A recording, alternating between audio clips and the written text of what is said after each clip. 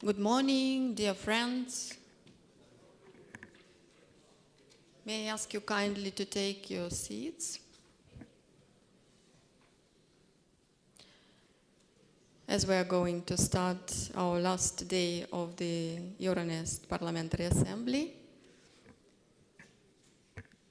And I hope that you had a good rest after another long dinner, which we had yesterday, and I hope very much you enjoyed the dinner and you enjoyed the Moldovan atmosphere, the Moldovan wine and the Moldovan cuisine. So today we are starting from several addresses, and it is my pleasure to invite a distinguished guest of our Parliamentary Assembly, Mr. Andreas Norlén, the Speaker of the Parliament of Sweden, who will address the Parliamentary Assembly through a video message. So I will ask the Secretariat to connect the video message, please. Dear colleagues, fellow parliamentarians, excellencies, ladies and gentlemen. As the Speaker of the Swedish Parliament, I am very grateful for the opportunity to address this important meeting, although in a digital format. I would also like to say a special thank you to the host of this meeting, the Speaker of the Moldovan Parliament, Igor Groshy. He made an official visit to the Swedish Parliament in Stockholm just a few weeks ago, and we had very fruitful and productive discussions, so thank you very much for visiting. For Sweden, one of the initiators of the Eastern Partnership, the Eastern Partnership continues to be of essential value for the EU's neighborhood policy. Of course, the region, the Eastern Partnership region, as well as Europe as a whole, faces profound challenges because of Russia's war against Ukraine. But we feel that this underscores the importance of deepening cooperation in all of Europe. 3 of the member states of the Eastern Partnership has now applied for EU membership, and that of course also constitutes an important development of the relationship between the European Union and its member state and the Eastern Partnership countries. But regardless of that, the Swedish Parliament, through its Foreign Affairs Committee, has stated that it is important that the European Union maintains focus on the Eastern Partnership as a platform for regional and bilateral cooperation with all countries within the partnership. The committee welcomes the declaration that was made during the summit between the European Union and the Eastern Partnership countries in December of 2021 and the priorities for the continued cooperation stated there. So, in spite of all changes and challenges we are facing, it is so very important, I think, to maintain a close cooperation between the European Union and the countries of the Eastern Partnership. And with that, I wish you a successful meeting and fruitful discussions. Thank you.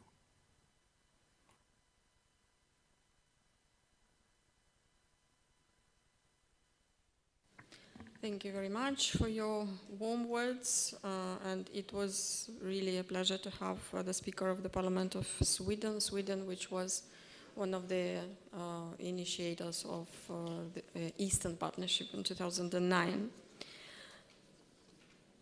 So today we will have addresses from the representatives of civil society and from the local public authorities. Yesterday, in conclusions, I stated in the conclusions that we had after the debates on the future of the Eastern Partnership, I stated that it is very important to have civil society and regional and local authorities as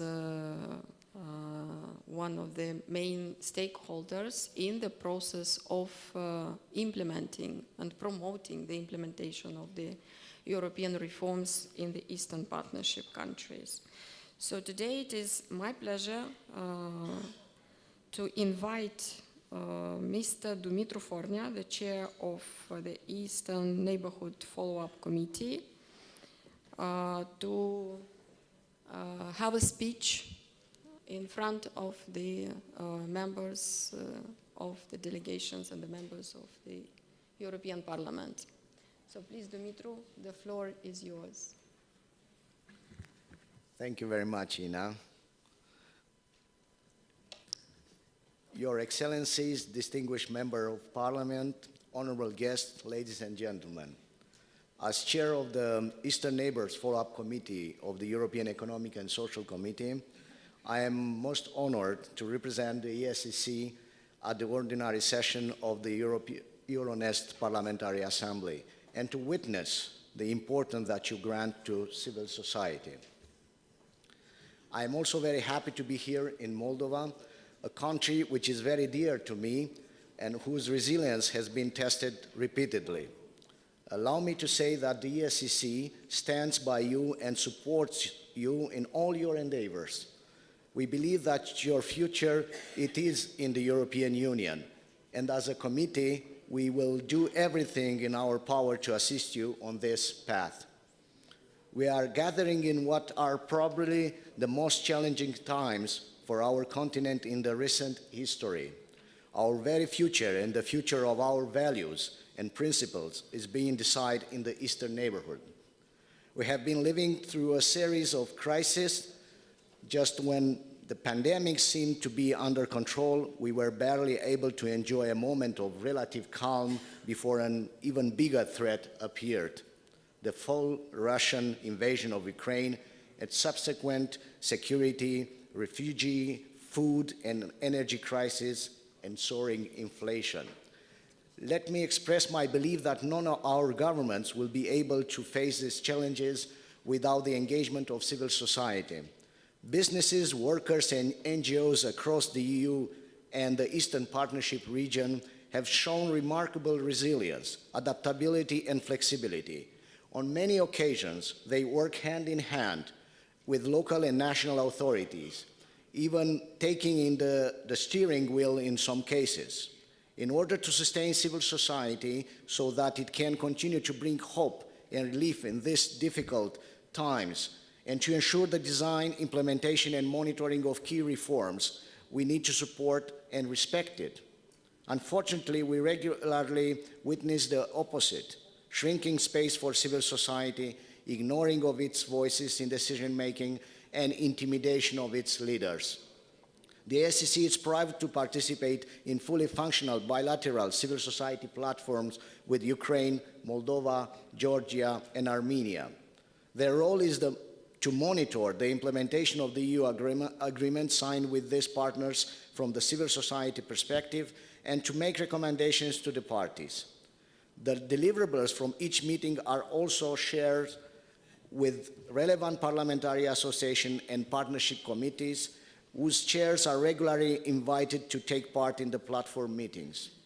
Nonetheless, we would like to express our slight disappointment at the fact that the civil society platforms are very rarely invited to the sittings of these committees, despite clear provisions in the agreement. This is certainly a practice we would like to consolidate in the future. I am pleased to say that the civil society platform with Ukraine has not ceased its activity during the war. Quite the contrary, it met twice, and on both occasions we were happy to welcome some of our Ukrainian partners in Brussels in person. In addition, last April, the committee joined the initiative of the European Parliament and offered a part of its premises to Ukrainian civil society. We are now hosting some 40 civil society representatives from Ukraine, and our house has become their house too. We also believe that our role, the role of European civil society, is to avoid solidarity fatigue. During the visit of the President Zelensky to the European Parliament 2 weeks ago, President Metsola said, "Our support needs to be proportional to the threat, and the threat is existential. Rest assured that the ESCC is committed to supporting Ukraine for as long as it takes. With our Moldovan and Georgian partners, we look for ways to enhance their participation in decision-making in line with the Commission's recommendations. In this regard, the work of the existing civil society platform is paramount. Following the fraudulent presidential election in Belarus 2.5 years ago, we established a dedicated group on Belarus. We met with their civil society and journalists in exile, and we implemented a number of initiatives in support of independent media and political prisoners.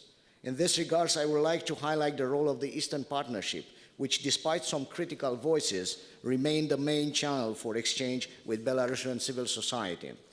Here I would like to briefly touch upon the future of the Eastern Partnership and on the benefits it brings to people.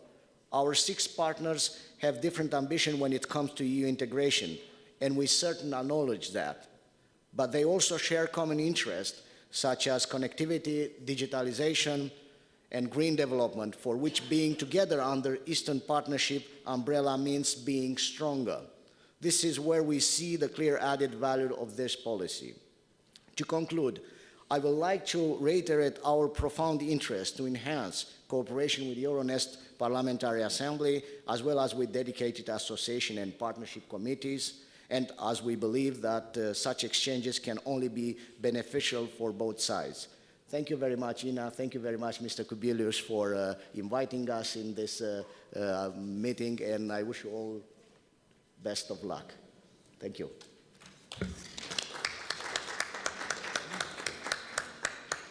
Thank you very much, Dumitru, for your encouraging message.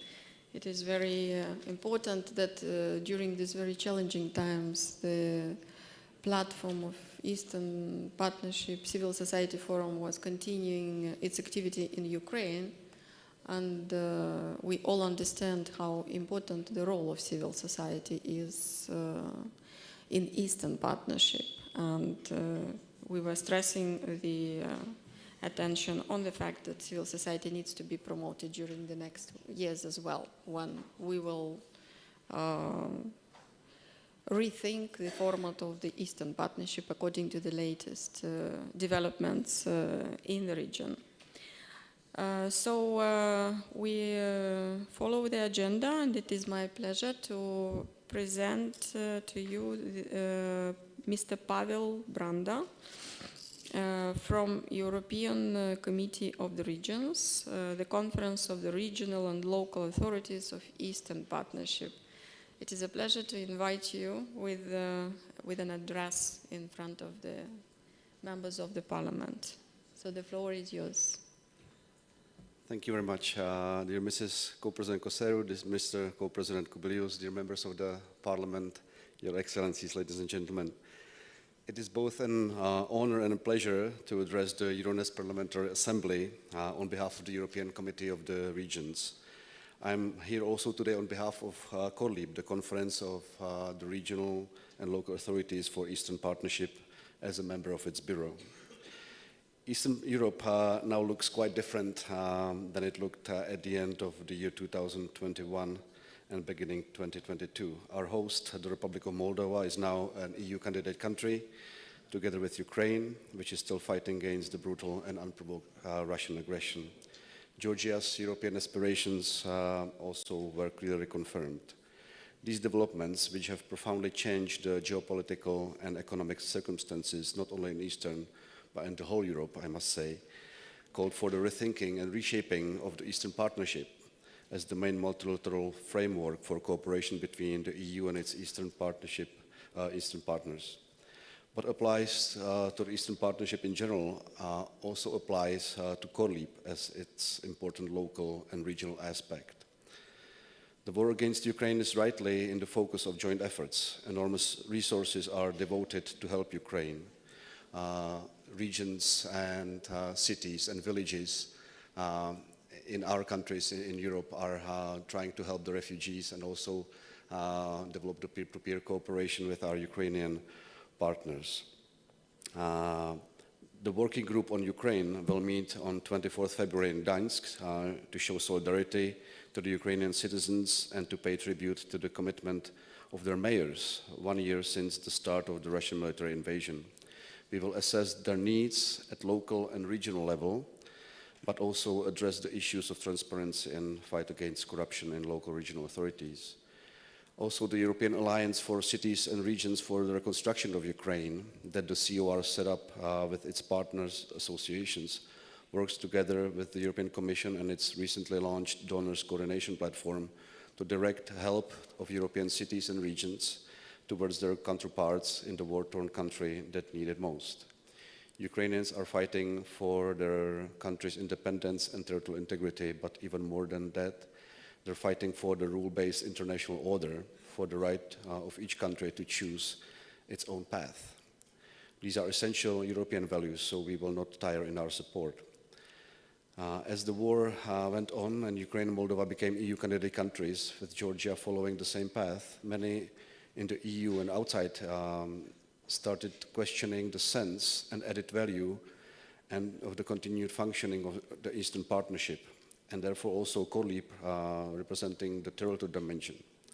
However, the 10th CORLEAP annual meeting in November last year, which I was privileged to host in my Liberec region in the Czech Republic, started to address these fundamental questions.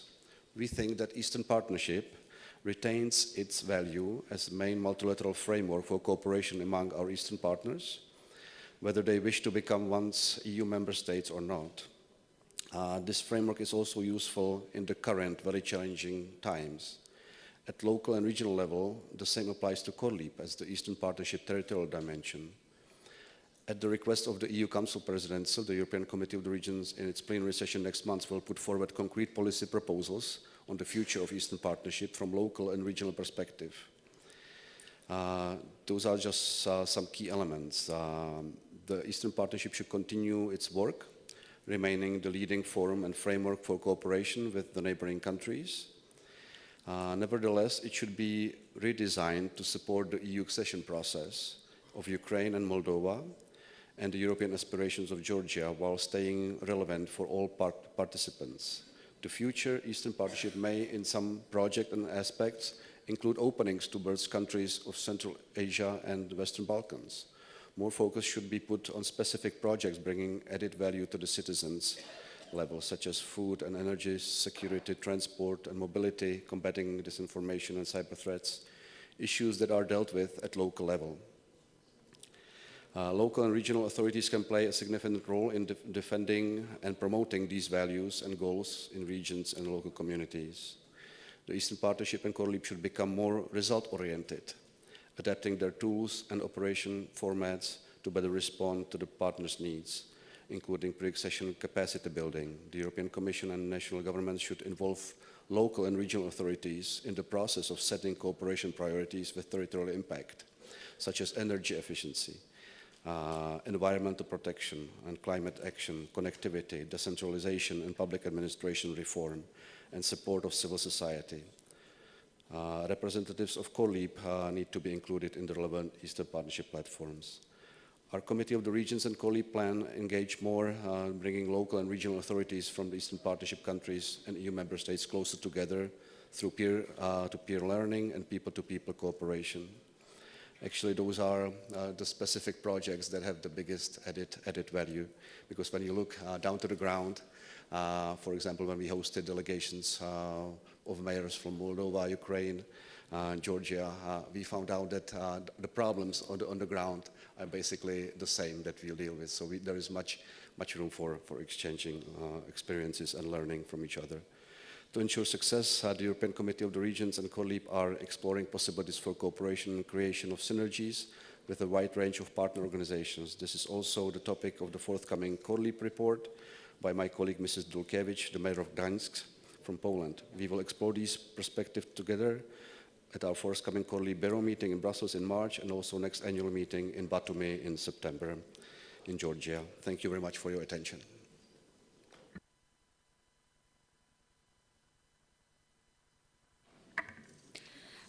Thank you very much, Pavel. Mulțumim, Pavel, pentru mesaj. și sperăm că autoritățile regionale și locale vor continua să reprezinte parteneri puternici în punerea în aplicare a reformelor europene la nivel local și regional, pentru că e foarte important să ajungem la cât mai mulți cetățeni din țările noastre. Nu putem lucra doar de la nivelul central pentru a aduce transformări convingătoare la nivel local și pentru a arăta oamenilor care este valoarea agendei europene pentru viața lor de zi cu zi. Și nu în ultimul rând, acum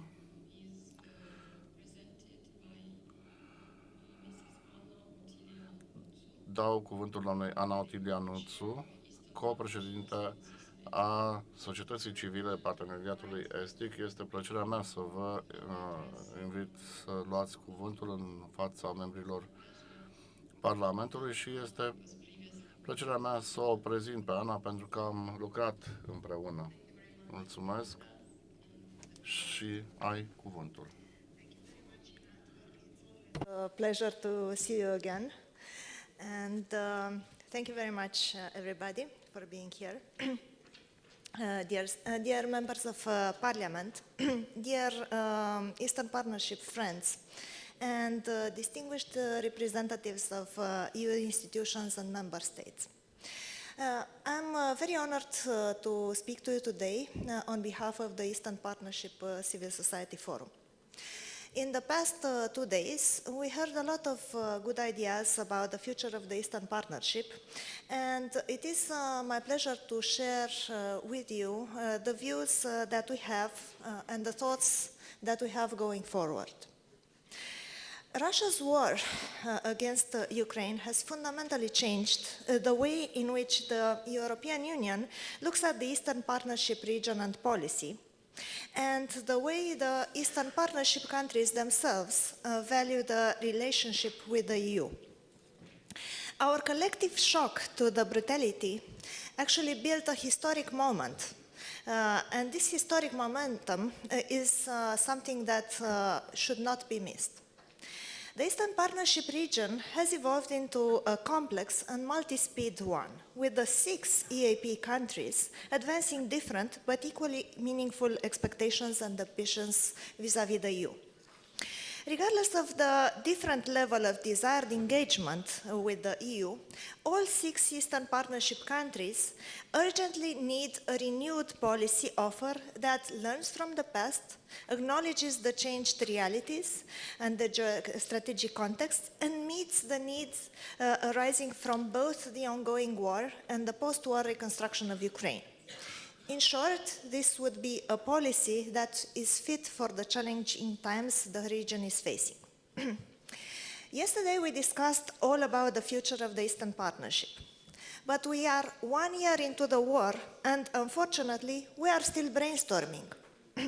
Everyone agrees that the Eastern Partnership should be reformed, but there is total confusion as to how, when, and in what way. And while we're still brainstorming, the biggest risk that we all see is that we lose what we have before building something better. This risk is real, as each of us expects something different from the Eastern Partnership, and each of us is actually pulling in a different direction. Some want it to expand to new regions, others to give it new dimensions, new topics, new stakeholder engagements. But while we are still undecided, and speak lofty words or share grand visions, those who really need all the help from the EU now will be more inclined to focus on their bilateral relationship with the EU. As any human institution, the Eastern Partnership is what we make out of it, we who are part of it. Before we pull it, each of us apart, with our own expectations, we need to start from what we have, what has worked, what we learned from other places, and what each of the member countries needs now in this new reality. And only from then go further step by step. So I have not come here to give a view on what we need to change, but on what we think we need to keep. First of all, rule of law and reforms should remain at the core of the EU's engagement with the region. This is the key question because rule of law is the solid foundation for any communities of justice, equal opportunities and peace. Also much needed across the entire Eastern Partnership region. Since February the 24th, we are constantly reminded about the life-threatening risk posed by authoritarian regimes. Without rule of law, no other progress really matters. And let me stress this, no progress in the field of the rule of law can be achieved without engaging civil society. We as civil society have proven all these years that we are a solid counterpart for each and every one of you. We stay committed to democratic reform, regardless of who comes to power. This is essential, as each country in the region, not only in the Eastern Partnership, but also in the EU, may have today a reformist government and tomorrow backslide again. We need support in three directions: funding for our work, including in the terms of core support, acknowledging and endorsing our call for actions, and last but certainly not least, by supporting our further inclusion in all platforms for dialogue, both in the Eastern Partnership but also in the enlargement process. This is ever more crucial as the EU's enlargement process is actually and fundamentally an intergovernmental one, with the EU on one side and the enlargement countries' government on the other. In the EU's Eastern Partnership policy, Ukrainian, Moldovan and Georgian civil society organizations have a structured access to policy processes embedded in the policy, particularly in its multilateral dimension. But there is no such structured and guaranteed channel with the enlargement process. And I repeat that, there is no such guaranteed channel in the enlargement process. The experience of the Western Balkans and also the new EU member states that joined after 2004 showed the risks of backsliding and the dangers of inadequate involvement of civil society. This mistake should not be repeated with Ukraine, Moldova, and eventually Georgia as they move towards enlargement. And of course, it should not be done with the Belarusian civil society and democratic forces as Belarusian authorities suspended their participation in the Eastern Partnership. This is why I was particularly happy to see yesterday representatives of the Belarusian democratic forces.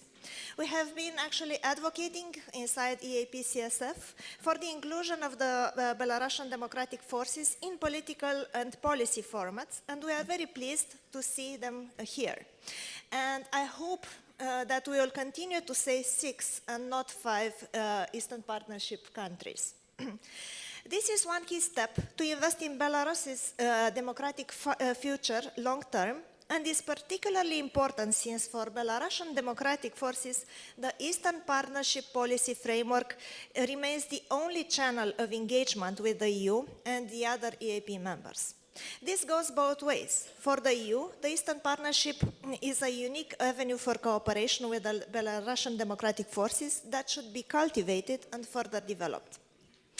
As we discuss democracy and rule of law, a note on Azerbaijan. Yes, we need gas. Yes, Russia's gas is not an option anymore. But we in the EU should avoid any compromise on rule of law and human rights in light of the renewed EU-Azerbaijan cooperation in the energy sector, sealed as it is by the Memorandum of Understanding on a Strategic Partnership in the Field of Energy signed in July 2022. Human rights are not for sale, and they cannot be purchased in cubic meters of gas or barrels of oil. Secondly, another thing we need to keep in the Eastern Partnership is the understanding of Russia as a threat. Russia is a threat to all countries in the Eastern Partnership region and the EU, representing a regional problem which requires a regional solution. It has always been so, it will always be so. The Eastern Partnership itself was originally built in response to Russia's invasion of Georgia. If freedom is threatened in one country, it is threatened everywhere, and the common approach to security in the European continent can no longer be postponed. This is an area where the EU itself can learn from Eastern Partnership most of all, as any weapon that Russia uses now in Europe has actually previously been tested in its neighborhood. We need to build together joint responses to hybrid threats, cybersecurity, cyber resilience, cyber capacity building initiatives. The revised Eastern Partnership multilateral track should focus on the security dimension and include a common platform to fight disinformation, as well as joint projects bringing together EU and Eastern Partnership countries and their civil society. Lastly, I would like to share two considerations regarding the enlargement process and why the Eastern Partnership must continue to complement it. Some argue that the Eastern Partnership will become more bilateral in nature. This is possible and only natural as several countries are entering the EU enlargement track. What is important is not to lose track as well of the big picture.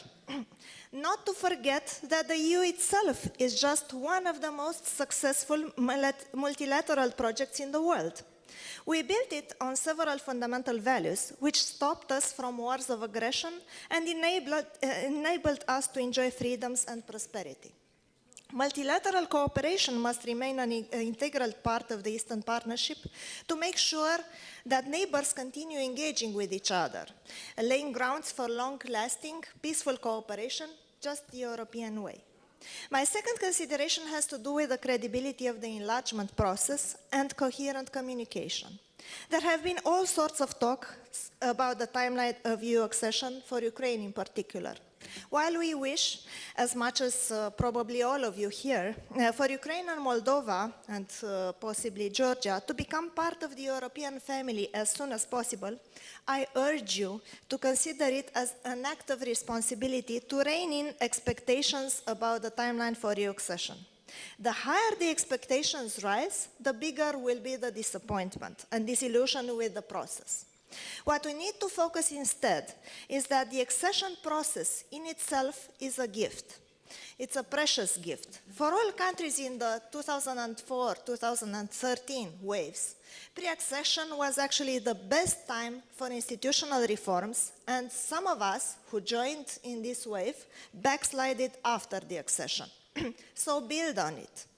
In the meantime, let's focus on how indeed the enlargement process can be made more efficient. We heard yesterday a very good idea from ESI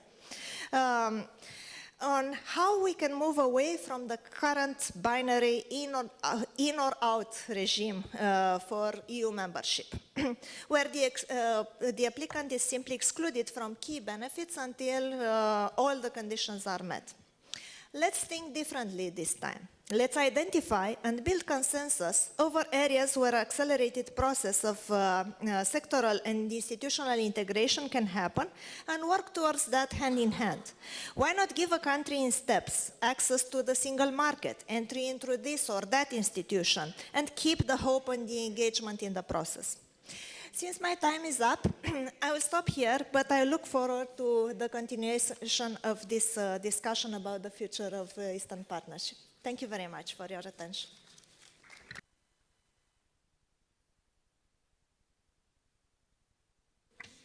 Thank you very much, Anna, for your very important issues which you brought here today.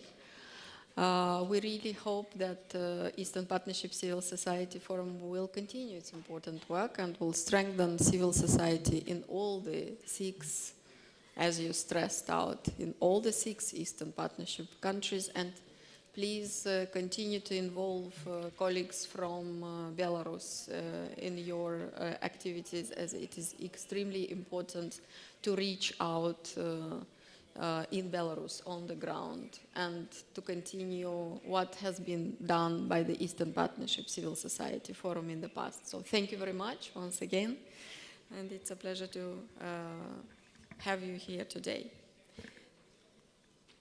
Well, dear colleagues, that was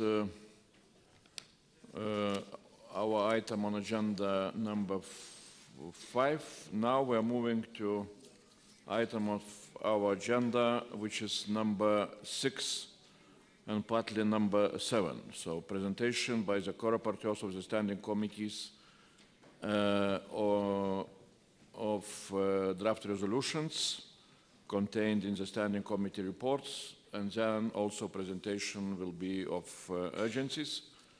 And after that, we shall have voting procedures. So now we start from Political Affairs Committee.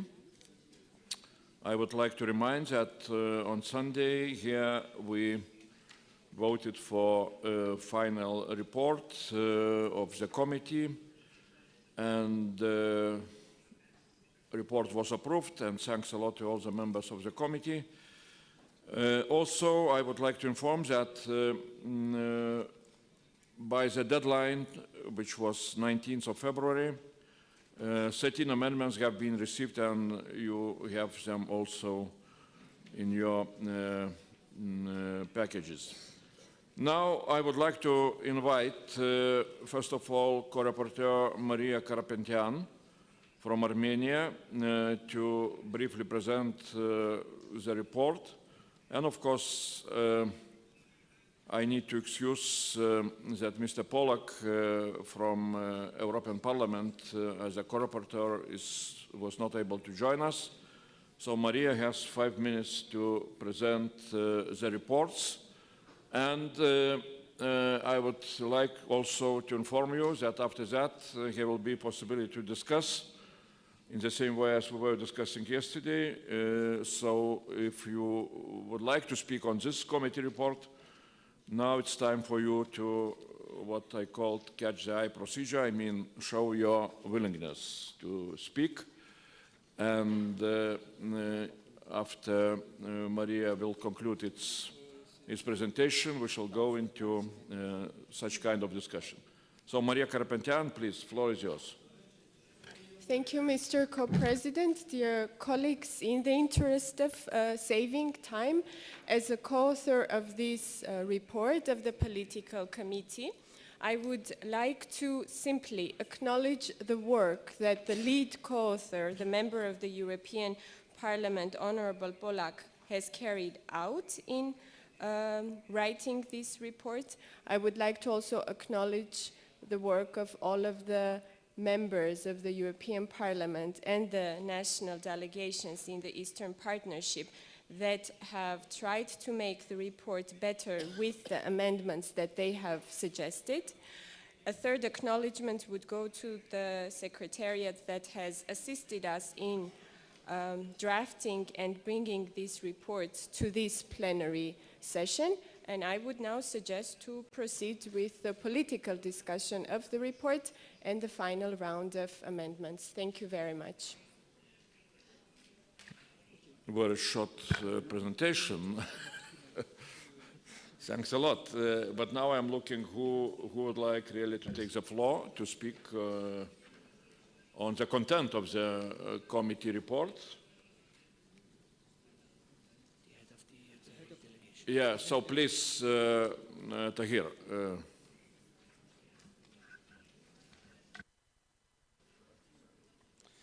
Thank you very much, Mr. Kubilis. Dear colleagues, I want to thank to co-rapporteurs. Actually, it's very comprehensive works, and they tried to cover all the challenges that we have. Indeed, they did a huge work, actually. But as you know, we voted against the report. We tried, actually, to vote in favor because we do understand that the rapporteurs did a huge works. But there is a paragraph number 28 that they are using the terms that we don't use in the language, especially the European Union language. That's why we made an amendment again, paragraph number 28. We ask all our guests to support this amendment. It's not Azerbaijan version, it's the European Union language, and I think that we tried to negotiate it with all the groups by the European Parliament also to use these compromise amendments. And the second issue is that, as we were very surprised that yesterday the Armenian delegation made the same two amendments, that it's very interesting that they're using the same language, paragraph 28. That's why I ask all the distinguished guests to reject these two amendments because we don't use Russian words in our political Unix. We don't have such Nagorno We have only Karabakh, that's why we ask to reject these two amendments also.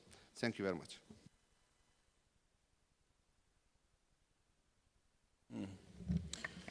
Please, Andreus. Yeah, just a moment. I will just say a few words and then Armenian delegation. Now I am speaking like an ordinary member of this assembly. First of all, really, it's an important report, and thanks a lot for very, good language in the report, which we approved. It's really, it's updated and it speaks about the most important problems, of course, which are connected with the war and things like that. And of course, since this war is really challenging all the Eastern Partnership region and challenging Eastern Partnership policy, that is why the report is very important. But I would try to ask you to pay attention to our rules, our content of our job, and if you will look into our rules of procedure, you will see what Assembly needs to do. Assembly needs to concentrate its efforts on Eastern Partnership policy, not on sometimes very painful bilateral issues and so on and so on. So that is what I would really very much try to stress.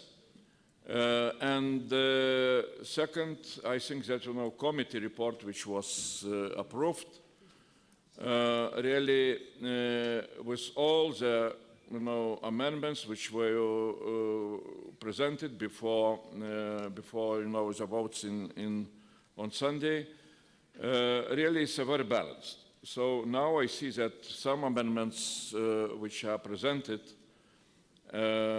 to the committee report again, are very similar to those amendments which were presented before and which were voted by the whole committee. All the members, in our electronic voting were voted against. So I don't think that it's really very, prudent to bring again the same amendments, and that is why I would, argue that it would be prudent and rational to vote not to support those amendments. The last one, I would say, on this language, Karabakh or Nagorno-Karabakh, in European Parliament traditionally we're using the title Nagorno-Karabakh. I'm just, informing. Maybe, some other institutions are using different language, but in the Parliament, I looked yesterday into different, resolutions which were passed or which are coming now as reports, on, for example, on Azerbaijan, there will be a report, traditional annual report. The language is Nagorno-Karabakh. So now, Armenian delegation, please. Thank you. Thank you very much, dear colleagues. Just clarifying the position of the Armenian delegation, I will bring 2 points. The problem with the 28th paragraph that Azerbaijani delegation is opposing to is not only the word Nagorno, as they say it is because of Russian trying to, play with some sentiments. If the problem is that it's a Russian word, we can use English word. We can say mountainous. We can say out. We can say just in any language the word mountainous. It's not about that it's Russian, but it's about that this word has a history and this word applies to certain political entity that existed. But not only that, the problem here is about the Armenian detainees. In paragraph 28, it's clearly stated, the issue that I was talking about yesterday, humanitarian issues, to solve humanitarian issues, such as the release of all Armenian detainees. In their version, they deleted the word Armenian, whereas we do not have Azerbaijani detainees. There is no even single one Azerbaijani citizen in prisons in Yerevan.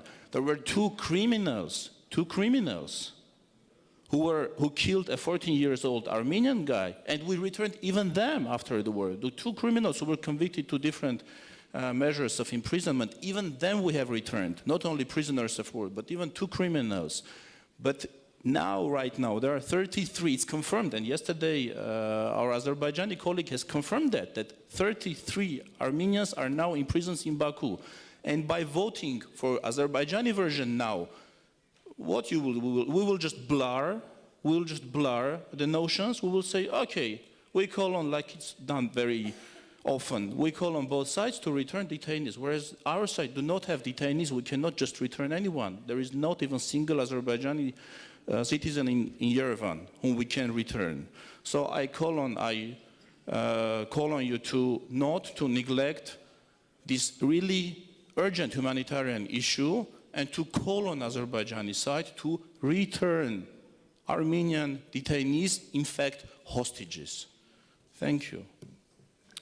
Okay, any other? Yeah, please. Armenian delegation again. Dear colleague, as my colleague mentioned, the word Nagorno just means mountainous. And the second, for 35 years already, this word has been used continuously. And I wonder why Azerbaijanis have never objected against using that word for their language preferences. I would like to talk about the two amendments that we've put forward from the Armenian delegation. These are just quotes, literal quotes from recent resolutions of the European Parliament. So no one can say that we go against Europe's position, or we try to alter it even slightly. So this is not only a bilateral issue. This is an issue that is inside the organization. If we try to hide from the problem will not hide from us. This will continue for generations on until it is resolved.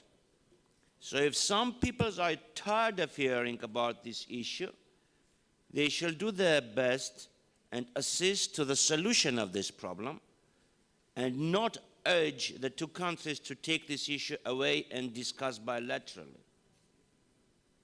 So this is an issue inside the Euronest, inside the countries of the Euronest.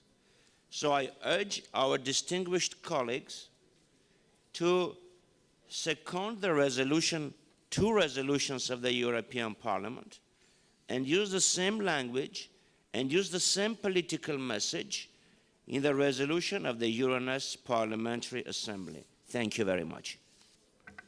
And Helmut Goiking. Yeah, vielen Dank. Thank you very much. I agree with my predecessors. This is a Euronest problem. And I would appeal to common sense here. I don't think that these proposed amendments really get us anywhere.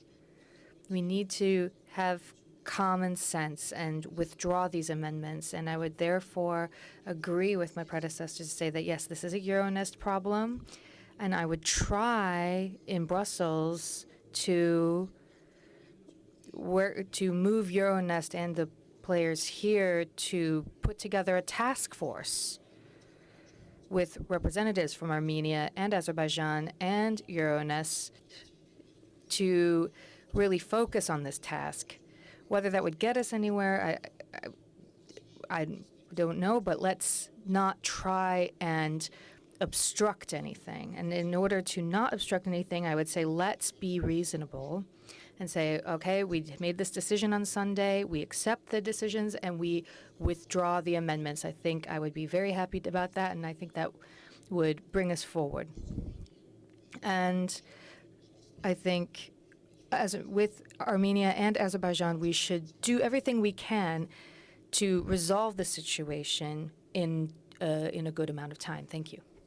Thanks a lot. And I do not see any more. Yeah, please, again, Armenian delegation.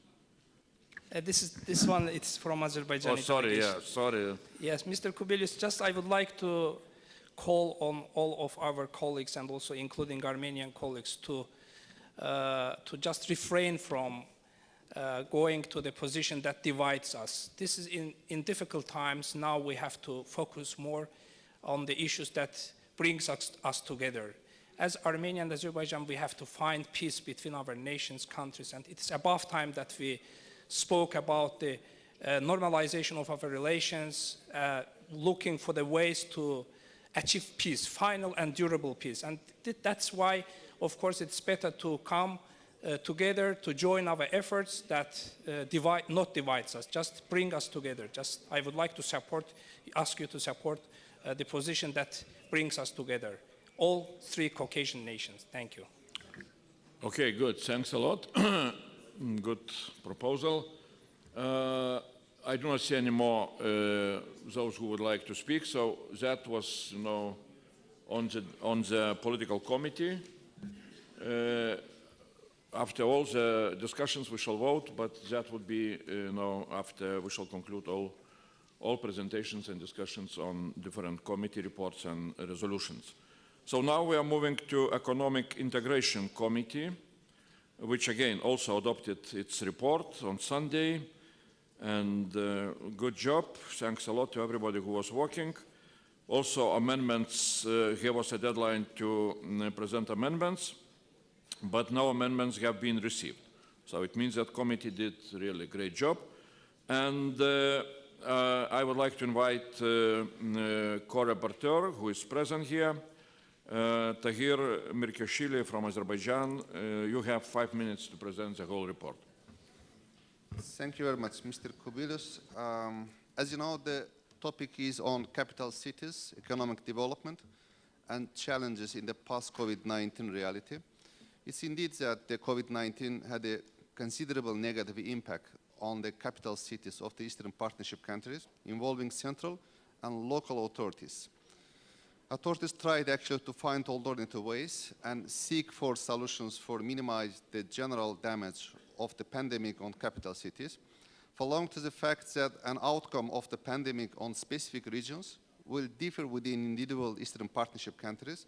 The proximity of the relevant stakeholders to the needs of communities will remain an important factor in the post-pandemic recovery as well. It's clear that the EU remains a major player in maintaining and developing capacity building and leadership program for local authorities, CSO activities and business in the Eastern Partnership countries to boost its fusion between local stakeholders.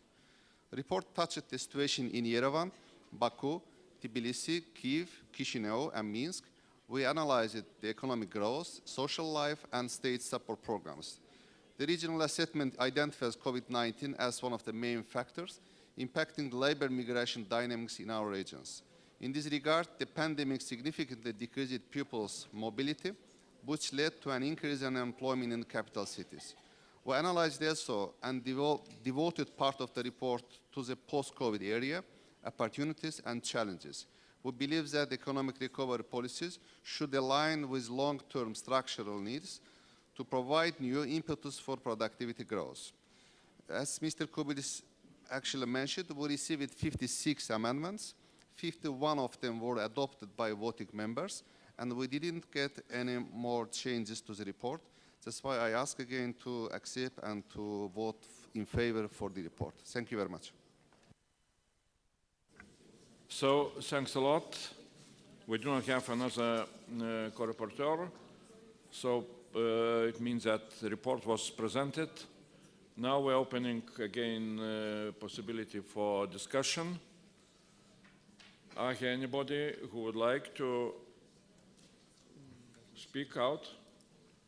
No, I do not see, so we can then conclude that the report was presented, and we're moving to next committee, and that is Energy Committee, which again adopted on Sunday its report.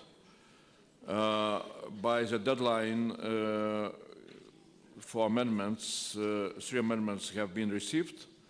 And now, co-rapporteur from Georgia, Maya Bitadze, has 5 minutes to present. As I understand from European Parliament, we do not have Bronius Rope, So only one presentation again here will be made. So Maya Betadze, floor is yours. Good afternoon. Thank you, Mr. Chair. It's my honor to present a report prepared jointly by me and my colleague from European Parliament, Mr. Bronis-Rope. Before presenting the document we have worked on, I would like to emphasize that energy security is a cornerstone for the national security for each EU member state and for Eastern partner countries. Therefore, the green energy transition, which entails the protection of environment and contribution to achieving climate goals, should be seen as a response to tackle current energy security challenges faced by EU and EAP countries in these hard geopolitical circumstances. In this regard, let me underscore that I represent Georgia, a country that has undergone military aggression from Russia during the last 30 years. Country that has largely depended on Russian natural gas and has experienced heavy energy embargo in 2006, which in 2 years, in 2008, was followed by the unprovoked and unjustified military aggression, resulting in the continuing military occupation of 20% of Georgia. Therefore, Russia's repressive policies, including those of attempts to use energy resources as political instrument, are well known for Georgia. Our report is titled as follows: Green Energy Transition as a Response to the Current Energy Security Challenges in the Eastern Partnership in the Context of Russia's War of Aggression and Occupation. As the title itself shows, the report stresses the need for a clean energy transition as a main tool to increase Europe's energy security and to stop EU and EAP countries' dependence on fossil fuels. I will briefly represent the important topics covered by the report. Namely, the report condemns Russian war of aggression against Ukraine in its ongoing occupation of Georgia and Moldovan territories, and expresses firm support for Ukraine and all other EAP countries that suffer from Russia's repressive policies. In this context, as mentioned above, the report underscores the need for clean energy transition to enhance Europe's energy security and resilience. The report stresses the significance of increasing connectivity between EU and EAP countries, developing renewable energy generation and promoting energy efficiency to reduce and stop EU and EAP countries' dependence on Russia's fossil fuels. We all understand that continued support from EU is essential to build technical capacity for connectivity projects, including the Georgia-Romania Black Sea submarine cable project, which will contribute to the strengthening of energy security in Europe and Caucasian region. In all this, fulfilling the Paris Agreement, a common commitment of the EU and EAP countries, and setting ambitious goals to develop sustainable sources of energy is a backbone that will serve as a contributor to reducing EU and EAP countries' coal, oil, and gas consumption. Furthermore, as a goal set in EU will be better achieved if the transition goes beyond EU border and involves its neighborhood. The report calls for EAP countries and EU to deepen a dialogue regarding the European Green Deal. However, the energy transition needs to be fair, inclusive, and cost-efficient, and it should ensure sustainability, security of supply, and affordability of energy. In this matter, the report highlights the necessity of substantial financial and technical EU support for EAP countries to assess and address the impact of European Green Deal. In the report, we tried, on one hand, to demonstrate how green energy transition contributes to the energy security of EU and EAP countries in the context of Russian war of aggression and occupation, and on the other hand, we tried to reflect all the measures that need to be taken by EU and EAP countries to ensure fair and fast green energy transition.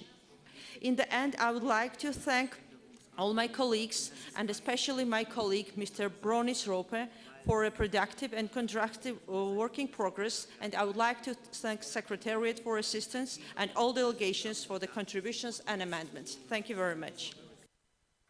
Thanks a lot. Are here any Members of Assembly who would like to speak out now in the discussion?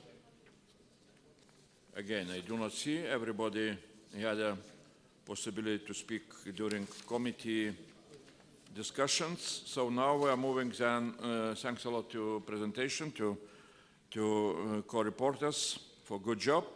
Now we are moving to social committee, which again did the same job. They adopted on Sunday their report, and I would like to thank again co-reporters and all the members. No amendments were received, so I would like to invite co-reporter, who is present. No? Okay, no? No co-reporter, yeah. So such a good, report that, even co-reporters are feeling easy and nobody wants to present the report, so you can read it. Is there anybody who would like to speak on that report in the discussion? Again, yeah, so convincing report, nobody wants to discuss, great. That's a great job. So, dear colleagues, thanks a lot for all those who were involved in preparation of the reports.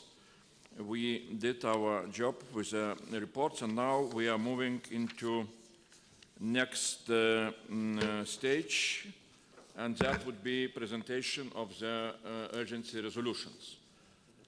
Again, with possibility to present and to have short discussions. And I will start. Maybe the vote before on committee reports. No, maybe all presentations. Yeah, we are doing all presentations and then all the votes in a row. Okay, so the first resolution is presented by Ukrainian delegation on, I'm trying, and the title of the resolution is on the armed aggression of the Russian Federation against Ukraine. Ivan Krulko, yeah, please, go ahead.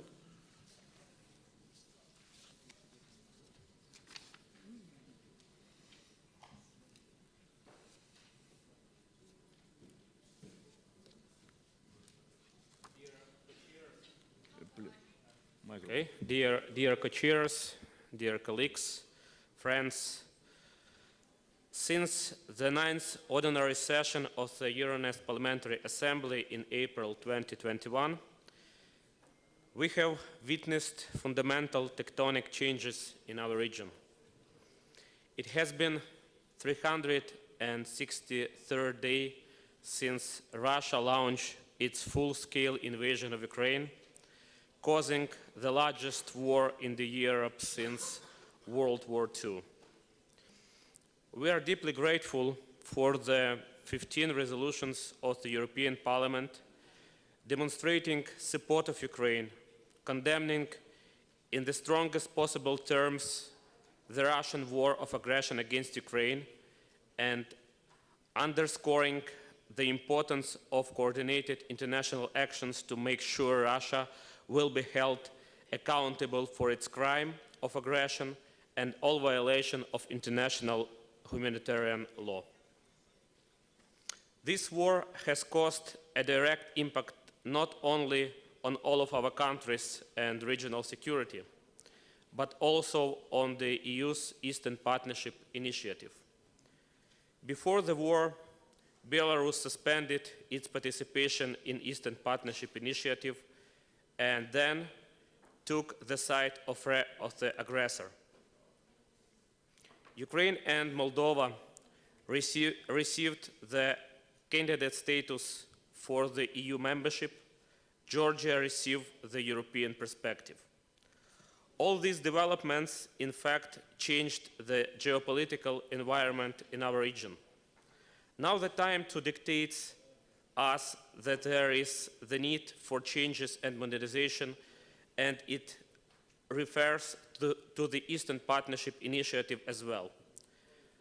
But we are fully aware that it requires well-thought approach, intellectual resources and time. And what is most important, it requires peace in the region. We need to end the war. Ukraine must win with the support of its partners. With This in mind, and relying on a consensus on condemnation of Russia's war of aggression against Ukraine, I do believe that now it's time for us as the Euronest Parliamentary Assembly to adopt special resolution on Russia's aggression against Ukraine. I call to all our colleagues from Eastern Partnership countries and from European Parliament, call on you to vote in favor of this resolution. Thank you very much. Okay, thanks a lot. Who would like to speak on topic of this resolution? I do not see anybody, so great, convincing presentation. Next one is a resolution which was presented by 3 delegations, by delegation of Ukraine, Moldova and Georgia, and the title is on supporting the path of Ukraine, Moldova and Georgia towards EU. Maka, or who is somebody from Georgia? Ah, you, okay, Ina, please. Okay, thank you, Mr. Co-Chair. I will briefly present the content of the draft resolution which was proposed by the 3 countries, Ukraine, Georgia and the Republic of Moldova. The draft resolutions has the following provisions. Emphasize that today the European Union and the Eastern Partnership countries find themselves in a critical juncture for the European security architecture and the international rules-based order. Reiterates its condemnation in the strongest possible terms of the Russian Federation wars of aggression against Ukraine and reaffirms its unwavering solidarity with the people of Ukraine, who continue proving extraordinary courage and resilience under the unabated threat and attacks since 24th of February 2022. Reiterates its deep concern over Russia's occupation of Georgia's indivisible regions of Abkhazia and Khin Valley region, South Ossetia, intensified annexation process and first attempt to forcibly change the borders of the sovereign state in Europe. Reiterates the EU's commitment to the sovereignty and territorial integrity of Ukraine, the Republic of Moldova and Georgia within their internationally recognized borders and supports their efforts to fully enforce these principles. Calls on Russia to immediately terminate all military activities in Ukraine and unconditionally withdraw forces and military equipment from the internationally recognized territory of Ukraine, respect its sovereignty and territorial integrity. Calls on the EU to deter Russian aggression and protect European security. Calls on all parties to respect the sovereignty and territorial integrity of Georgia, Moldova and Ukraine. Recognize the commitment of the people of these countries to their European future and their contribution to stability and security in the region. Commends the efforts of Ukraine, Moldova and Georgia in implementing reforms, strengthening democracy, rule of law, human rights and economic development, and encouraging them to continue on this path. Urges governments to continue efforts to fight corruption and ensure the independence of the judiciary. Stresses the importance of good governance, the rule of law, and fostering strong civil society and free media as essential elements of EU accession process. Expresses its strong support for the commitment of Ukraine, Moldova and Georgia to join the European Union and their right to determine their own future through democratic processes. Encourages the European Commission to recommend launching of the accession negotiations with Moldova and Ukraine, as well as to recommend granting the status of a candidate country to Georgia. Encourages the European Union member states to decide on the launching of the accession negotiations, as well as on granting the status to Georgia of the EU candidate country. Encourages in a meaningful and structured dialogue with these countries on the EU accession process, taking into account the practical merits and specificities of these countries. Encourage the peaceful resolution on unresolved conflicts through diplomatic engagement, support for reforms, democratization, and economic cooperation. And several more points of this draft resolution fosters the role of solidarity lanes in promoting the integration of these countries into the European family and help them overcome the obstacles and challenges that may arise on their road to EU membership, invites the European Commission to further advance the review of both European neighborhood policy and enlargement policy to ensure the ordered transition of Ukraine, Moldova and Georgia from EU association neighbor status to EU accession countries.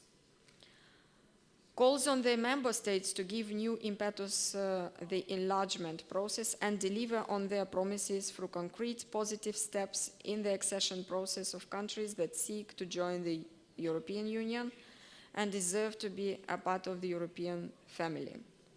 Invites the European Commission to prepare tailored roadmaps, laying solid grounds for the gradual accession of Ukraine, Moldova and Georgia to EU single market on the basis of DCFTAs.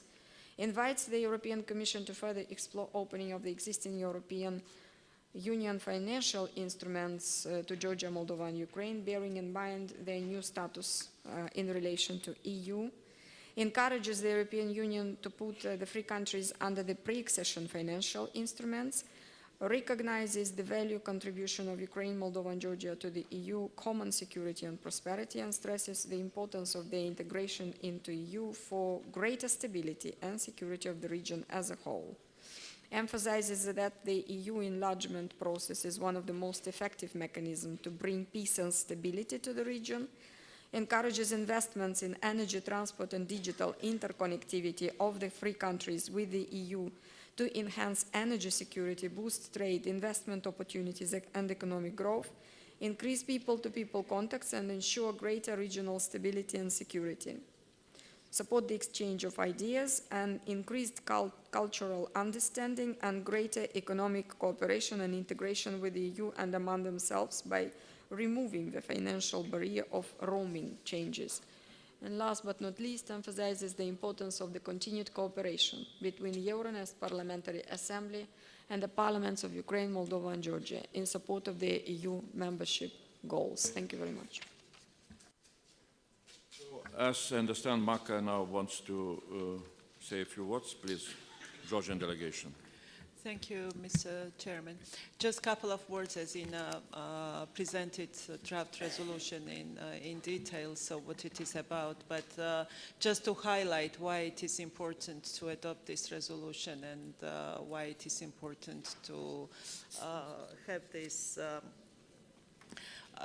well, we have new reality in the Eastern Partnership policy, and we have new reality in our Parliamentary Assembly as well, and would be good to send a signal to reflecting this new reality. Ukraine, Georgia, Moldova have European perspective today, which was impossible to get before, as we fight it a lot to have this reflected in previous Eastern Partnership Summit declarations and documents. It was not the case. Unfortunately, Russian aggression against Ukraine served as the basis to launch this discussion in the European Union, and in June we got perspective. Ukraine, Moldova got candidate status. Georgia is still waiting for it, but nevertheless we all three are part of the enlargement package, which is very important for our countries. But what is also important is to encourage all of us on our path of European integration to help each other and to help these three countries to implement reforms that are necessary to advance on European integration path. We do understand that it is not easy and short process, but one thing is also needs to be understood, that circumstances are not usual neither, and threats are not usual neither that we are living in today. So strength of this signal is very important. For Georgia, it's very important to get candidate status, because that is the only clear perspective that Georgian people will see as the perspective of membership to the European Union. It is important to launch negotiations with candidate countries as it is also a very important process and shows the irreversibility of the European integration. So that's why it is important to have this message today, and also to underline that is kind of new reality for Eastern Partnership as a whole, as a policy as a whole, because being part of the enlargement process does not mean that we are undermining Eastern Partnership policy. Vice versa, it is strengthening, it is creating more link with the European Union, and this is something very important for all of us who are presented here. Thank you. Anybody else would like to speak? If not, then again, presentation of that resolution is done, and Ina, if you will give me the floor, I will present said resolution on urgency resolution. Yes, so please, Mr. Co-Chair, present the third resolution on offering, yes, the status of negotiations for Moldova and Ukraine, negotiations of the association agreement, please. Yeah, very briefly, you know, since we were discussing yesterday, and I think that it was very strong message also from experts, you know, from Berlin, from Vienna, how important really is to push the process of negotiations much more, you know, rapidly, and you know, and to send a very clear both geopolitical message, you know, during this period of time, and also, you know, to show that enlargement process is coming back to some kind of ambitious geopolitical agenda of EU, that there will be no something what we have seen unfortunately for last decades, you know, with Western Balkans. That is why I thought that, and our group thought that when we are in Chisinau, it would be very important, you know, exactly to put a special language on this, you know, separate resolution on starting negotiations this year. Why it's important to start negotiations this year, besides all other arguments, is very simple argument that next year it's election year to European Parliament, and we can, you know, imagine that it will, you know, institutions will look more into elections than to beginning of negotiations. So that's very important. And second, it's very important really to have negotiations in similar way as it was, you know, back in 1990s with Central Europe. For, you know, Poland 4 years, for Lithuania 3 years, you know, and other Central European countries. Again, you know, to have very clear target dates. And that is what, you know, both European Parliament and Political Committee in their reports specifically mentioned that language. Our idea was to put that language into one, you know, resolution, really to have consolidated, you know, a resolution which we would be able to really to communicate in a very clear way to all the EU institutions and of course also to accession countries. So that's very clear reason why we presented that resolution. And I would really again urge to support and to send with that resolution clear message. First of all, I would say to EU member states and EU institutions that beginning of negotiations is very much needed. This is, you know, common position of accession countries. This is a common position with European Parliament, and that's you know what we need to repeat and repeat and repeat during this year, in order really to have at the end to have the result which we are expecting. On there are several amendments. I would like to inform that our group, you know, we made some technical mistakes. So one amendment we would be happy to withdraw. At least, you know, don't be surprised if we shall vote against our own, you know, amendment. But if that's possible to withdraw, then, you know, it would be even better. Good. So that is, if anybody wants to speak on that, no, then thanks a lot. And we are moving to voting procedures. So I would ask everybody to prepare. You see, you have voting cards. Also, I am informed that there are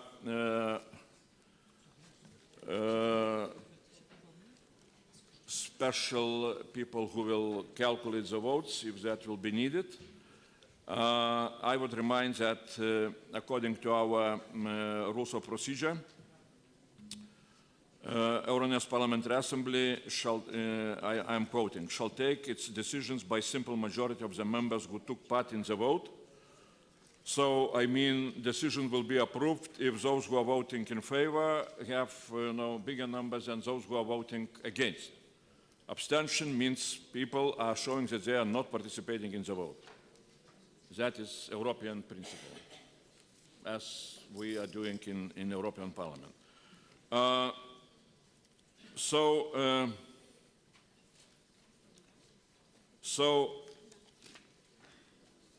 Next point which I would like to stress that, of course, we shall vote only for the amendments which are presented to the plenary, not anything else. And as we're doing, in European Parliament, and I hope that, some other member states, the votes will go without, just I will name amendment number, without any argument, you are voting for, in favor or against or abstention.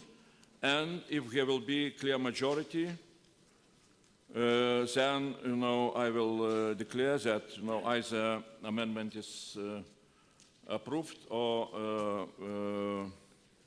voted down. If there will be, not very clear majority, then we shall calculate the votes, and that is how we shall proceed. So, we are starting from committee reports, and the first committee report is on political affairs, from the Committee on Political Affairs, Human Rights and Democracy. I will not read the whole title. You know what is the report and the resolution. So we are starting to vote, and the first amendment to the recital F. I'm asking who is in favor. Okay, quite many. We are not calculating. Maybe I see quite many votes. Yeah. So who is against? So really, it's much less. Who is abstaining? Okay. So the amendment is approved. So second amendment to paragraph 1. Who is in favor? Who is against? Who is abstaining? Amendment is approved. Amendment number 3 to paragraph 2. Who is in favor? Okay. Who is against? Who is abstaining? Amendment is approved.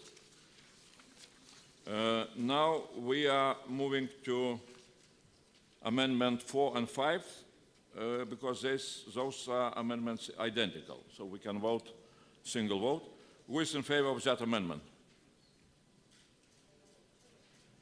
Who is against?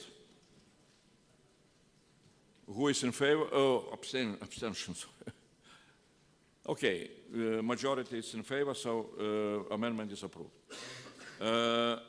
Now Amendment 6. Who is in favor? Who is against? Who is abstaining? Amendment is adopted. Now amendment number 7. Who is in favor? Who is against? Yeah, calculate, check. Okay. So we're, okay, who is? Yes. Yeah, okay. Let's do it once more. Who is in favor? And the votes will be calculated.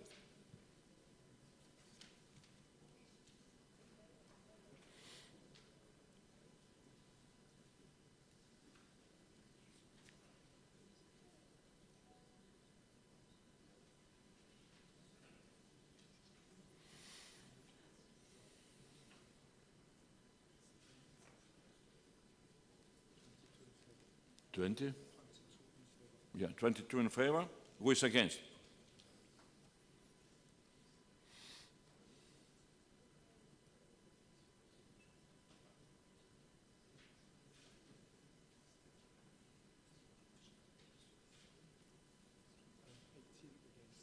(22) and 18 against. And who is abstaining?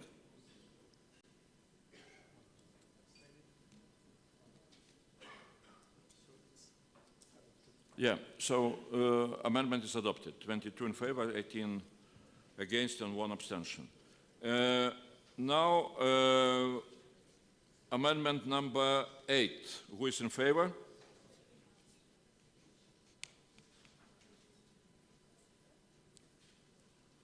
Who is against? Who is abstaining? So, amendment is approved. Amendment number 9. Who is in favor? Who is against? Adopted. Okay. Abstentions did not calculate it. Who is abstaining? Yeah, let's check. No. So amendment is adopted. Now amendment number 10. Who is in favor? Who is against? Who is abstaining? Adopted. Amendment is adopted. Now, amendment 11. Who is in favor? Who is against?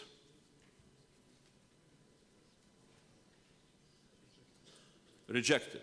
Okay. Abstentions? We did not calculate it. Okay, there are abstentions also. But majority was against. And amendment number 12. Who is in favor?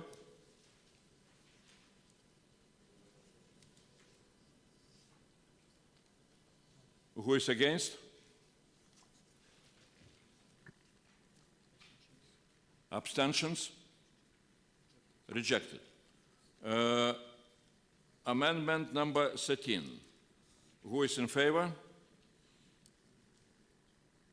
Who is against?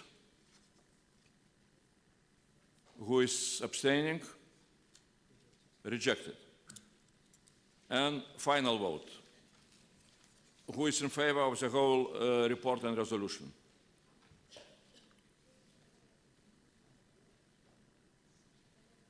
Calculating for the final vote. Okay. Let's calculate.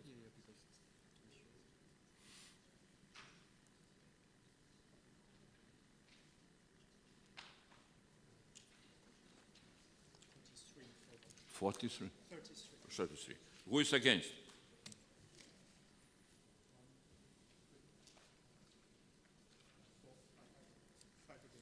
Five against. Who is abstaining?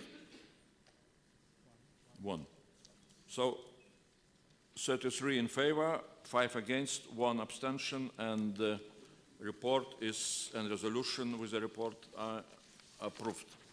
Thanks a lot again to committee and to everybody else. Now we are moving to economic committee.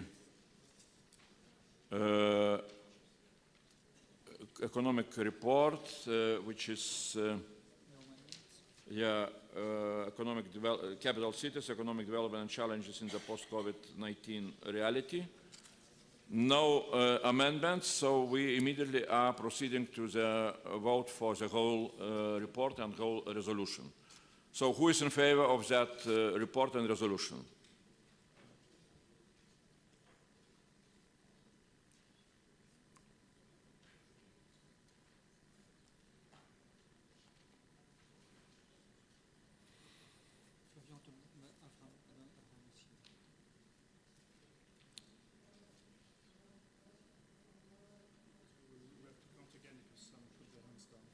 So again, who is in favor? Once more. And just, yeah, make a gymnastics, keep your hands, you know, till the final, till I will announce what is the number.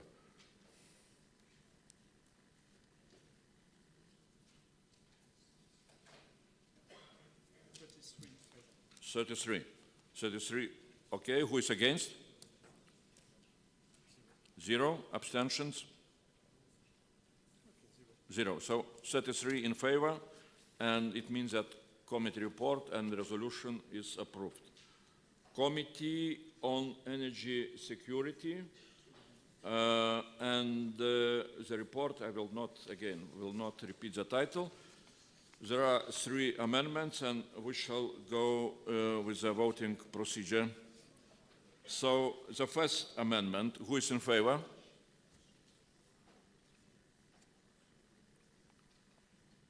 Maybe no need. Okay, who is against? No, nobody. And who is abstaining? Okay, nevertheless, majority are in favor, so amendment is approved. Now amendment number 2, who is in favor? Who is against? Okay. And who is abstaining? Rejected. So amendment is rejected. Now amendment number 3, who is in favor? Who is against? No votes against. Who is abstaining? So amendment is approved. And the final vote for the whole report and resolution, who is in favor?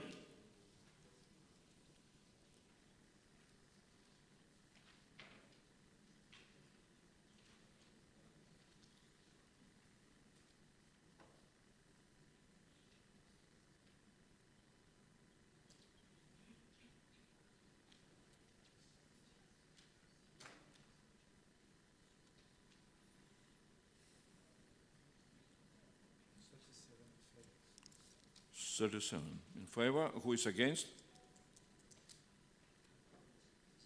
0. Who is abstaining? 0. So with 37 votes in favor and no against, nobody against, and nobody abstention, no abstentions, report and resolution from Energy Committee is approved. And now, yeah. The last one is, again, committee report and resolution from Social Affairs Committee. No amendments, so we are moving immediately to the final vote on report and resolution. Who is in favor?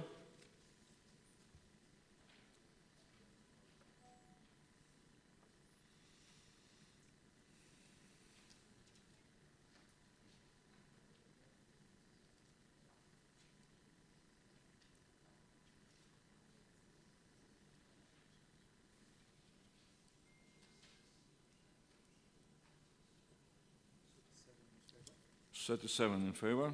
Who is against? No votes against. Who is abstaining? Nobody. So 37 votes in favor of Social Committee report and resolution, and resolution is approved. Now we are, so it's done with committee reports, yes? Okay. Now we are moving to resolutions. And the first resolution which we shall vote with amendments, that is a resolution on the armed aggression of the Russian Federation against Ukraine. So, first amendment, who is in favor? A lot of votes. Who is against? No. And who is abstaining? Nobody. So it's adopted. Second amendment, who is in favor? Who is against? Who is abstaining? It's adopted.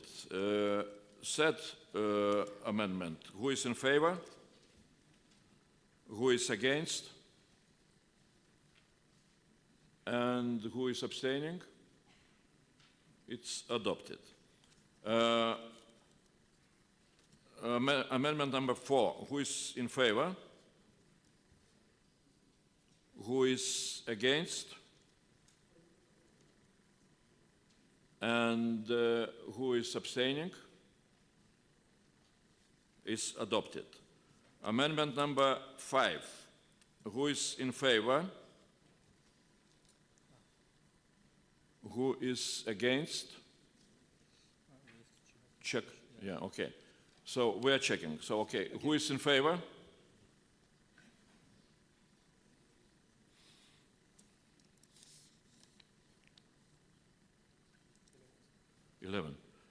Who is against?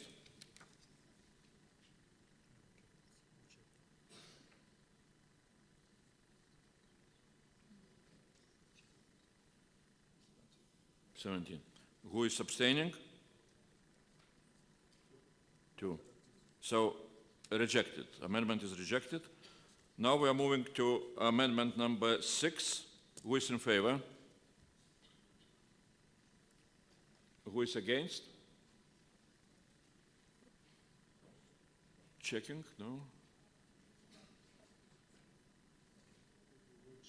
Yeah, okay. So again, who is in favor?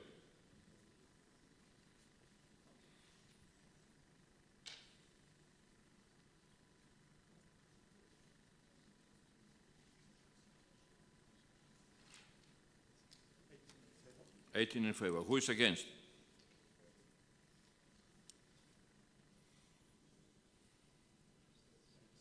$8. And who is abstaining? So amendment is adopted. Now amendment number 7. Who is in favor?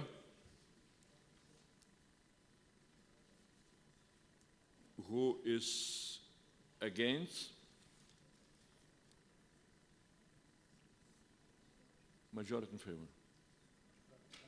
Abstentions. Yeah, it's adopted. Now amendment number 8. Who is in favor?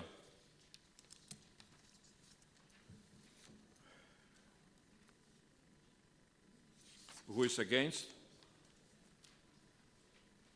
Who is abstaining? Adopted. Amendment number 9. Who is in favor? Who is against? Checking. Yeah, okay. Again, who is in favor?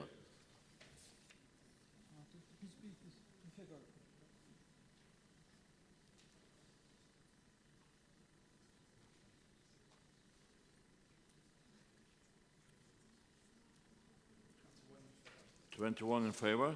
Who is against?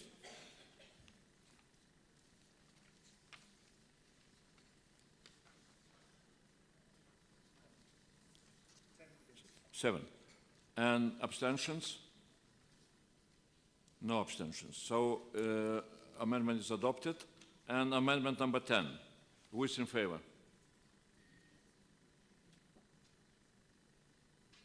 Who is against?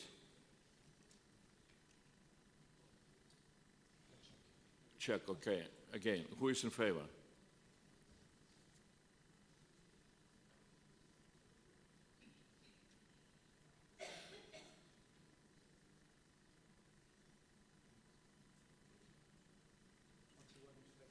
$21 in favor. Who is against?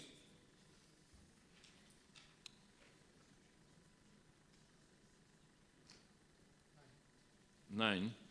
And who is abstaining? 0. So amendment is adopted. And the final vote for the whole resolution. Who is in favor? Let's calculate the votes.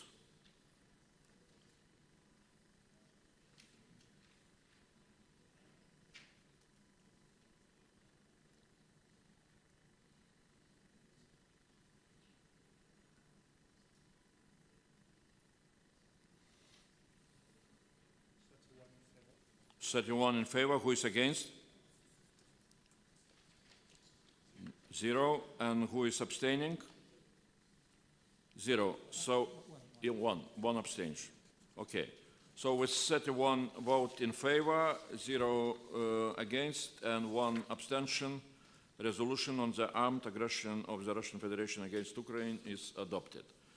Now, next resolution which we have to vote is a resolution presented by 3 delegations, Ukrainian, Moldovan, and Georgian delegations, on supporting the path of Ukraine, Moldova, and Georgia towards EU membership. And we have even 19 amendments. So let's move to the votes. The first amendment, who is in favor? Who is against? Yeah, count. Okay, again, who is in favor?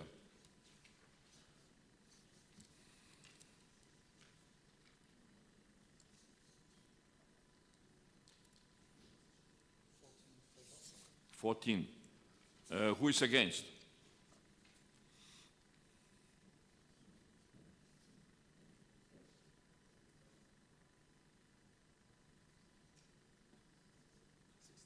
Sixteen.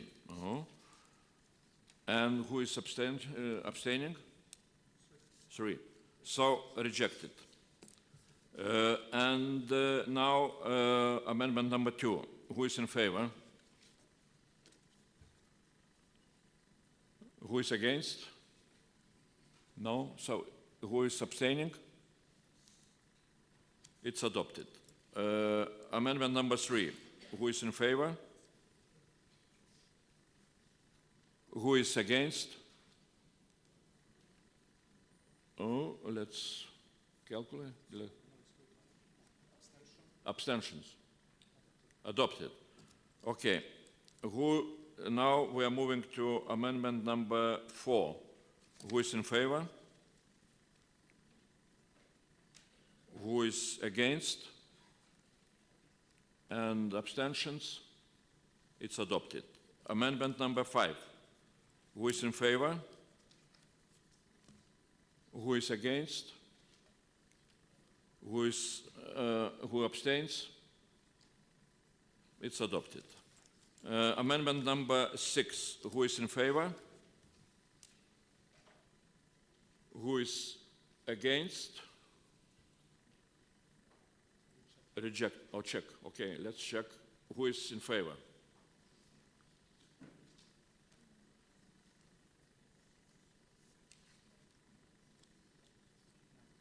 Nine.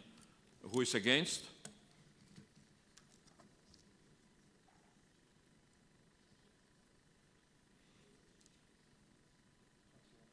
21.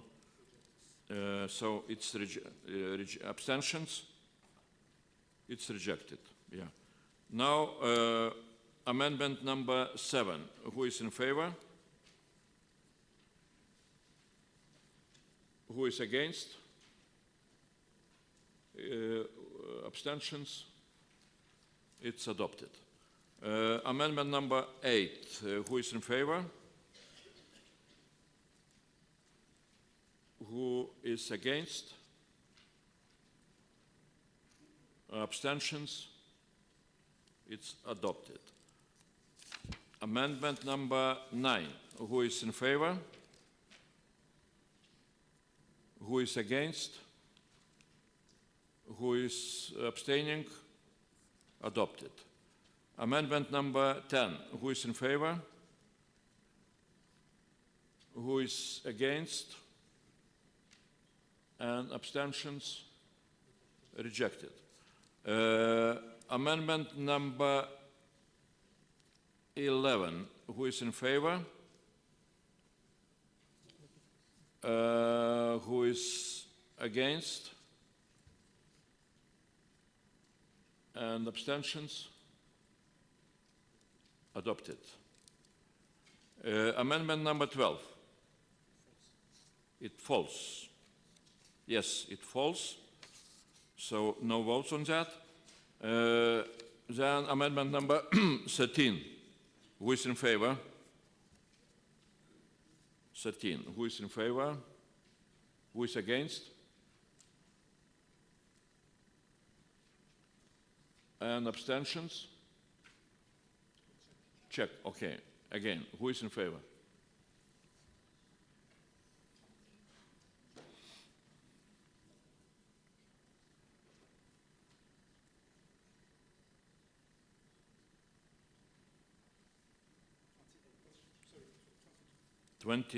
Two. Who is against?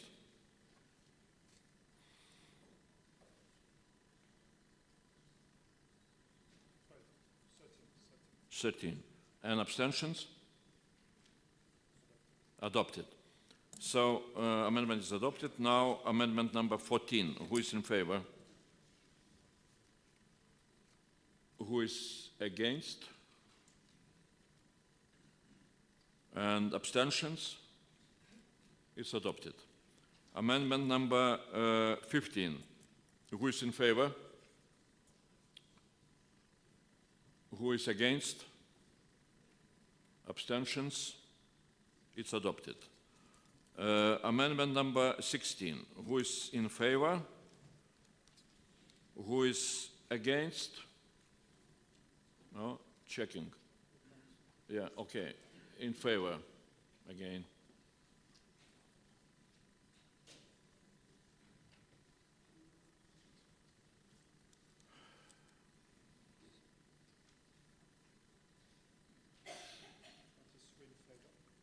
Who is against?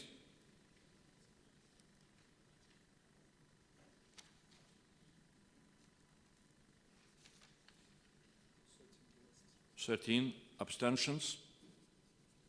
So with 23 in favor, 13 against, and 0 abstentions, it's adopted. Amendment number 17. Who is in favor? Who is against? And abstentions? It's adopted. And amendment number 18. Who is in favor? Who is against?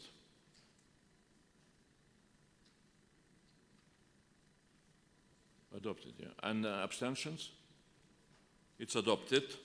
And if that is adopted, so amendment 19 falls. So all the amendments were voted. Now we are voting for the whole resolution. Who is in favor?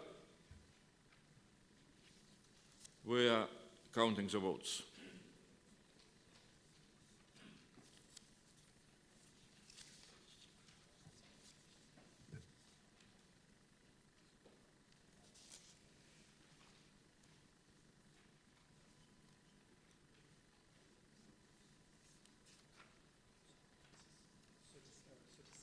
(36). Who is against? 0. Who is abstaining? No abstentions. So with 36 votes in favor, a resolution on supporting the path of Ukraine, Moldova, and Georgia towards EU membership is adopted. Now we are moving to the last resolution on strategic importance of starting EU accession negotiations with Ukraine and Moldova in 2023. So the first amendment, who is in favor? Who is against?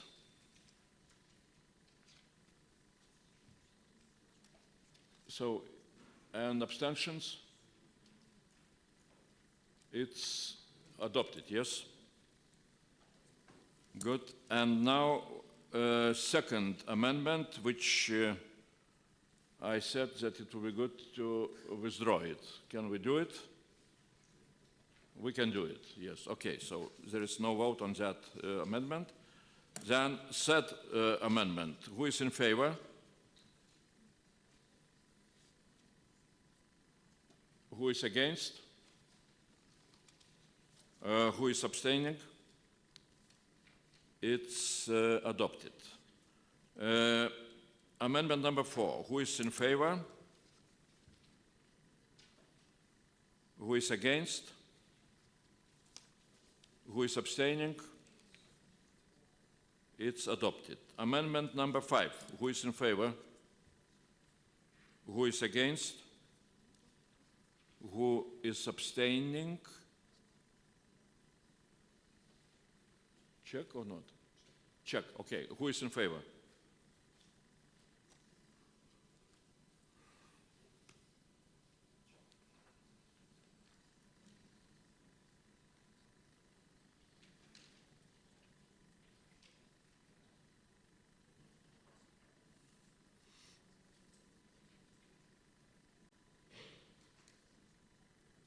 (21). Who is against?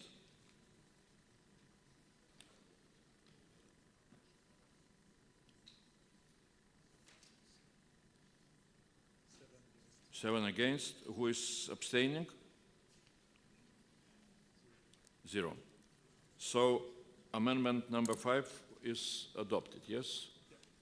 And then amendment number 6. Who is in favor?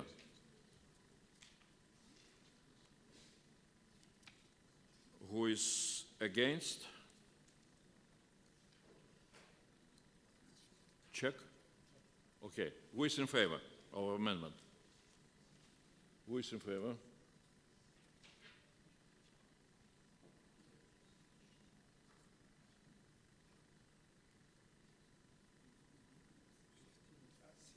(16 in favor? Who is against?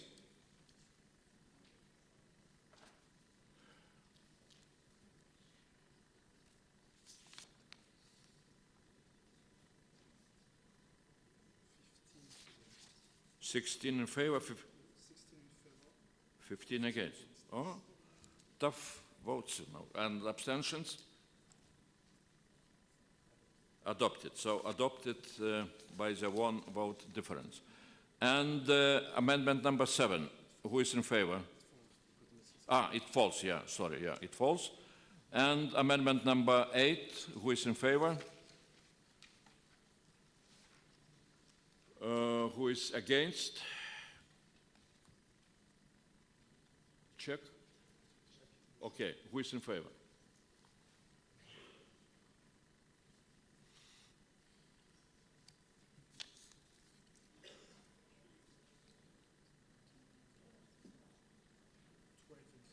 (12 in favor? Who is against?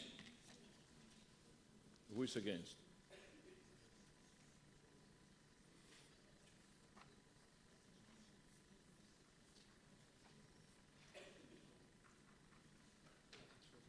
(22 against? Abstentions?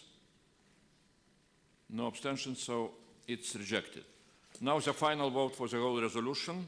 Who is in favor?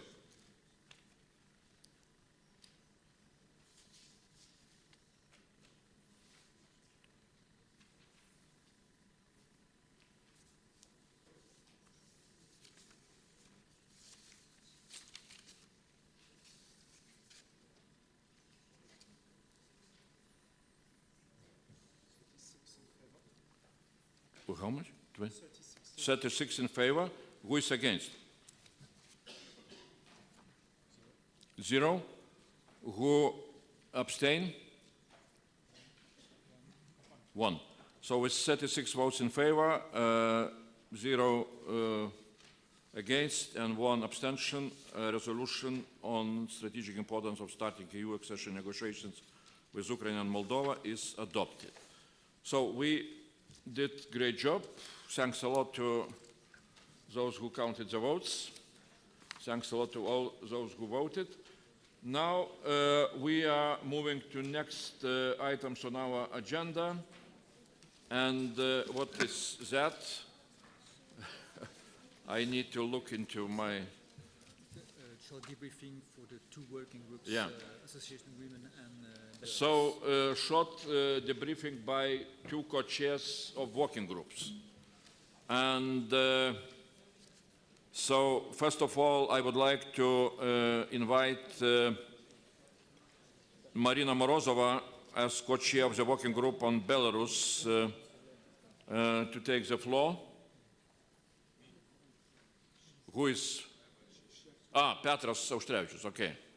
Petras Auštrevičius will make the briefing. Please, go on. Thank you, Chair. On behalf of Marina Morozova and myself, who've been chairing this working group on Belarus, a couple of summarizing points to all of you. The participants of the discussion, and in particular the representatives of the Belarus opposition, have stressed the importance of Belarus sovereignty, which maintains to be a major issue and has to be viewed by the European Union as a strategic development so far. I mean, it's something what all the participants emphasized greatly.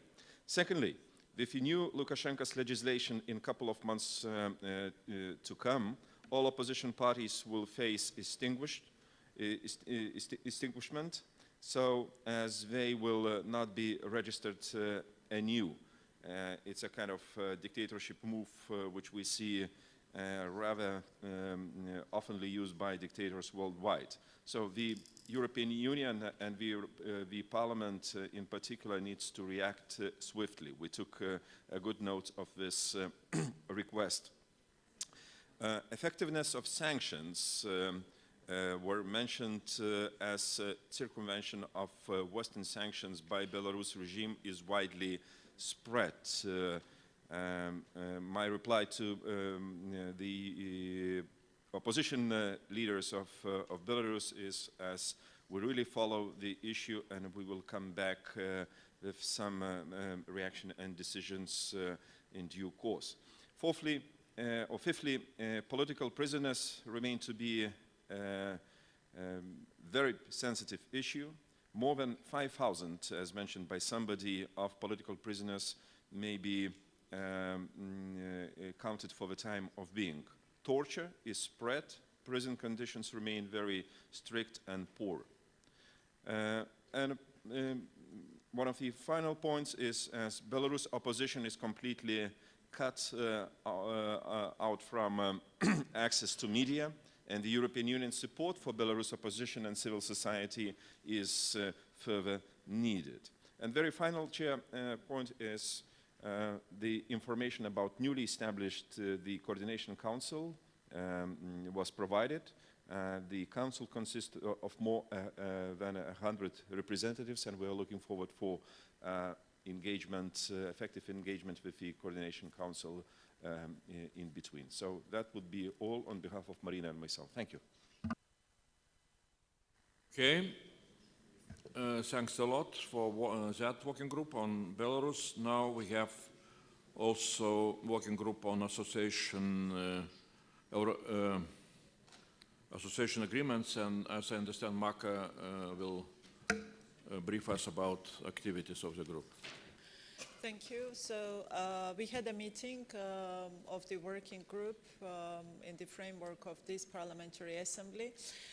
This working group was established and was working to sort of update and exchange information about implementation of association agreements between three countries and European Parliament, which has been always very useful. And this time we discussed not only implementation of association agreements, but also implementation of, update on implementation of the recommendations which were put forward by European Commission for three countries, for Ukraine, Moldova and Georgia, in Georgia's case to have obtained candidate status. We also touched base on this new reality, which is new for these three countries, obtaining European perspective and moving to another stage of European integration. We also had the opportunity to have speakers from civil society and European Commission, which was also useful to listen to their opinions, and definitely we had reports from the representatives of the government agencies. We will continue to work in the framework of this working group, which is quite useful for exchanging information, but we are also considering to update the name of the group, but we will do it probably, we will discuss it probably during our committee meetings when we meet on the fall. Thank you. Okay, so that was briefing from two working groups. Thanks a lot to co-chairs. And now we are moving to item number 10, working plan for 2023-2024. I would like just to inform you that in Bureau we discussed our future plans, and the plan is to have next Parliamentary Assembly session perhaps in January in European Parliament in Brussels. So that's our decision. Concrete dates, of course, will be approved later on. It will depend on the decision of European Parliament when the premises are available. But we thought that it would be very important before European Parliament elections to have one more session. Because really things are going very dramatic around, and committee reports exactly are related to the war, to all the situation around, and that is why it would be very important for us to have a session with all the reports, with all the discussions, which really are very important. So it's one thing which we agreed to have plenary in January. And second, I understood that committees were invited, still by vote, maybe that will be done in a more formal procedure, but committees are invited to Baku in due time to come and to work on the preparation of the reports. So that is what we have for time being about our plans. Everything else also will be done. Working groups and others will do their job. So, are here any questions or remarks on working plan?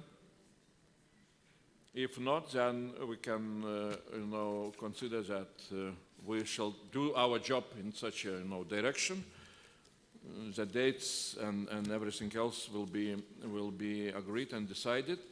So now we are coming almost to the end. There is such an item in agenda as any other business. Yeah, please, Sofia. First of all, on behalf of the Ukrainian delegation, we would like to thank everyone present in this hall and everyone representative of our friendship neighbors and nations for the support of Ukraine in the times of this full-scale Moscow aggression. There's so many kind and supportive words that we have heard these days here in Moldova on Euronest Parliamentary Assembly that really gives us a great impetus to go on fighting for peace, democracy, security, and our territorial integrity. We understand that for some countries it's very hard to claim their position because of the great influence of the Moscow Federation. But I hope that in the nearest future we will be able to say that this is a final moment of this fight, that the Moscow Federation as an aggressor is punished, and we can celebrate the victory of Ukraine and peace in our environment. Thank you so much for the support on behalf of every Ukrainian, and you know that within this fight we all stand together because we care. We care for our future. Thank you, и слава Україні! Well, thanks a lot. Now we are coming to concluding remarks by co-presidents. So maybe I will start and Ina will have the final word. First of all, no, really, those were great days here in Chisinau. Of course, hospitality is such that I saw that for somebody it was quite difficult to overcome those challenges, but we survived, so thanks a lot. Second, when I hear, we just heard, from Sofia, and always I'm in some way confused when Ukrainians are thanking us. I have only one word. We are grateful to you, for the battles which you are going through in defense of all of us. So that's why we are, very grateful. And we shall be grateful, and not only grateful, but, we shall do everything what depends on us in order really to achieve victory of Ukraine and victory of all of us against that, aggressive neighbor. Having the hope that that aggressive neighbor also at some time will change to more normal country. But it depends on, again, on that victory. Second, really, I would like to thank, of course, to all of you, to all of us, for all those discussions, sometimes hot, sometimes emotional, but as I just can repeat, we all are humans, and not robots who should be only speaking in a rational way. As we all understand, really, region is going through turbulent times, but I am keeping, I don't know if that is my personal, character, negative character, that I am keeping always, my own optimism. Turbulences sometimes are, bringing really good outcome, and I hope that that will, exactly happen. It will depend on all of us. All of you are doing a great job, and we shall continue to do that job. And now again, great thanks to our hosts, Moldavians, Moldova leadership, and especially Ina. Thanks a lot. You are doing a great job. And we can come back, for whatever business to do here. Thanks a lot. And of course, I would like to thank all our staff people, Secretariat, Alan and everybody else, and of course our interpreters. Great job. Thanks a lot. And now the floor goes to Ina. Thank you very much, Andrius. I think everybody has now a lot of emotions that we are coming to the end of the 10th Euronest Parliamentary Assembly, and it has been an honor for us to host all of you here in Chișinău for this assembly, and to have very interesting discussions, to have all the 6 countries present, to have Ukrainian delegation, despite very difficult and challenging times they are passing through, because this was one of our questions, actually, if the Ukrainian delegation will be able to come and participate in the Euronest Parliamentary Assembly.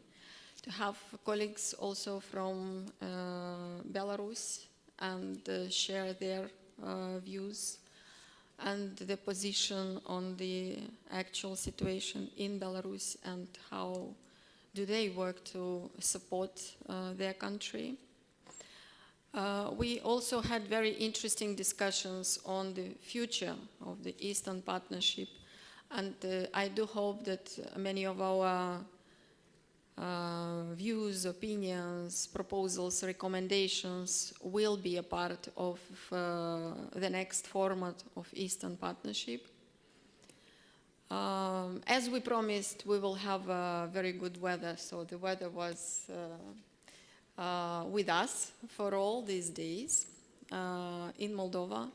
We do hope that you enjoyed the Moldovan hospitality, and I really hope that you will come back again, because there is so much more to do in our country and so much to explore. And I do hope that together we will be able to restore peace in our region, because this is the most important for all of us. And all the atrocities that are now happening in Ukraine, they need to be stopped. And this is not only the task of Ukraine. This is the task of everybody of us. We need to stay strong during these difficult times, to stay together with Ukraine, to overcome this challenging time, and to bring peace to our region. So for peace, for security, for resilience in all the sectors we were discussing during these days, thank you very much for being with us, and we hope to see you again in the Republic of Moldova. And last but not least, thanks to the Secretariat of Euronest Parliamentary Assembly, the Secretariats of the Eastern Partnership countries, to the interpreters, and to all the people who made this very important event happening in Chișinău, in the Republic of Moldova. So peace to all of us, and good luck in developing all the ideas and initiatives we were discussing together during these days. Thank you very much for your active participation.